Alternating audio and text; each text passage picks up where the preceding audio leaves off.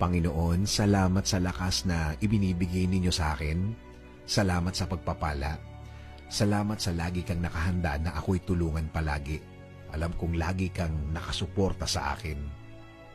Kahit ang nasa harapan ko ngayon, ang mga nangyayari ngayon, ang mga problemang nasa buhay ko ngayon ay hindi ko maintindihan. Kahit na ang tingin ko sa sitwasyon ko ngayon ay napakagulo. Sa iyo pa rin ako aasa, sa iyo pa rin ako kakapit because you said in your word that you will always be there for me with a helping hand.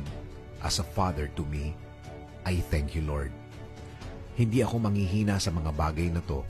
Hindi ako mawawalan ng loob, hindi ako matatakot dahil naniniwala ako na lagi kang andyan para ako ay sagipin sa mga problemadong araw tulad ng mga nararanasan ko, Panginoon.